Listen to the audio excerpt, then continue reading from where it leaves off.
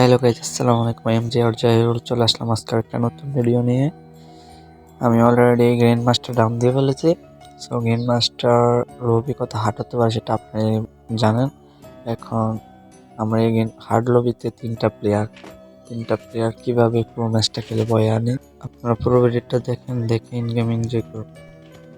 Guys, যারা game BR খেলেন তারা একটা জিনিস মাথায় রাখবেন, বিআর ম্যাচে কখনো রাশ দেবেন না আপনারা। কারণ একটা হার্ড লবিতে আপনারা যদি 1 vs 4 রাশ দিতে চান তাহলে পুরো মারাতে নিচ্ছে।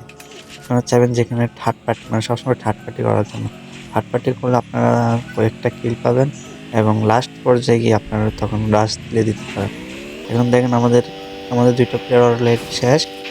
সো এখান থেকে আমাকে ব্যাক দিতে হবে, তাই জন্য আমি ব্যাক দিয়েছি।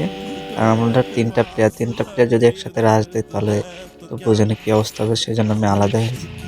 অনেকে ভাবে আমি জোন পজিশন, না ভাই, আমি জোন পজিশন দিই না, এখানে তিনটা প্লেয়ার, সেই জন্য আমি আলাদা খেলতে হয়। এখান থেকে রিভাইভ দিয়ে আসার পর জোনে আসতে আসতে আমাদের প্লেয়ার দুইটা আবার শেষ। তো আমি জোনে এসে আবার রিভাইভ দিই। এখানে মানে কোনো চালু না করলে আমার অবস্থা পিছন থেকে মেরা দেবে। তো আবার জোনে যাওয়া যাক। জোনে যেতে যেতে যেতে আরেকটা প্লেয়ার, আরেকটা এনিমি আমাকে মারতে পারবো গাইস?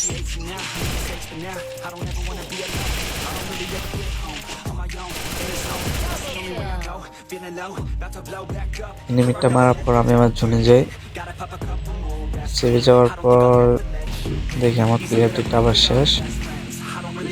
আর রিভাইভটা আর চিন্তা করি না, নিজেই খেলি, নিজের কাছে চালুটা তা দিয়ে দেখি ভয় আনতে পারি কিনা। গাইজ, আমি শুরু থেকেই বলেছি বিয়ার খেলাটা হলো ব্রেনে খেলা। আপনারা যদি ব্রেনে মানে একটু হোল্ড করে খেলতে পারেন তাহলে আপনারা কিল পাবেন এবং প্লাস পাবেন, মাইনাস করার কোনো নাই, চান্স নাই। দেখেন কিভাবে আমি হোল্ড করে এখন থার্ড পার্টি করে কিলটা নিতেছি। দেখেন, সো গাইজ, এখন লাস্ট প্লেয়ার, একটা প্লেয়ার জোনে শেষ, এখন লাস্ট প্লেয়ার আমি কীভাবে মানে ম্যাচটা বয়া করে আপনারা দেখতে থাকুন।